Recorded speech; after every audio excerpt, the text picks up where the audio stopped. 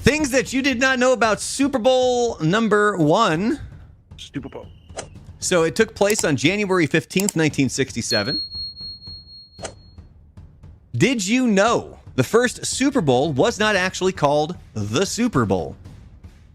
The game, it's the NFL Championship, right? The game was officially titled the AFL-NFL World Championship Game.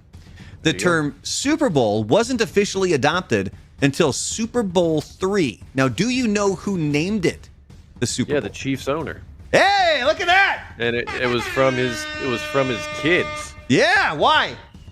Because the kid was playing with a Super Ball. Hey-oh! And bouncing the ball, and he took, instead of ball, he made it bowl. It was a Super Bowl. Frank dropping knowledge. Yes, so it came from the Kansas City Chiefs owner Lamar Hunt because his son had a Super Ball. Mm-hmm. So tickets for the that was for the title there in Los Angeles. Classic. So tickets for the first Super Bowl, they cost anywhere from $6 to $12, and despite the low prices, game did not sell out. So there was a whole lot of empty seats at Los Angeles Memorial Coliseum. Mm-hmm. CBS and NBC both broadcast the game because each one had the rights to the AFL and NFL respectively. So this is the only Super Bowl that was broadcast on two networks simultaneously. Look at the differences here, man. This goes back to Las Vegas, 2024. I don't know if you remember, like, even if it was the late 80s, early 90s, they had the NFL cards that were trying to compete with the MLB baseball cards. Uh-huh. And you would get a card, like, you would get players' cards, but then you would get, like, a ticket card. And it was, like a ticket that was from one of the old Super Bowls. Yeah. I just remember I always liked the way those old tickets look compared to like what they look like now. The older ones, just like it seems like more time was spent into kind of crafting those, which they probably weren't. They probably just took random pictures of just. Well, now you got to get you got to get that hologram on there to make sure that it's a legit ticket. Real. Yeah.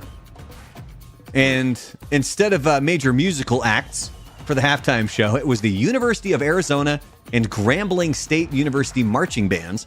Right. Along with a performance by trumpeter Hirt and a few stuntmen in jetpacks. Look at that.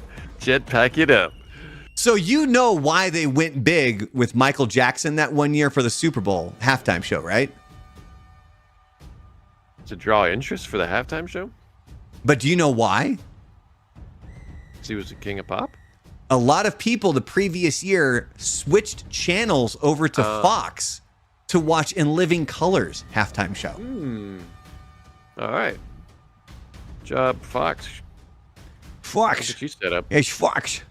And finally, the game was a competitive game pretty much in the first half. Green Bay led 14-10 at halftime. However, they would pull away, winning the game 35-10, securing their place in history as the first Super Bowl champions on the gridiron. What the hell's going on out here? Jerry Stiller. The Green Bay Packers.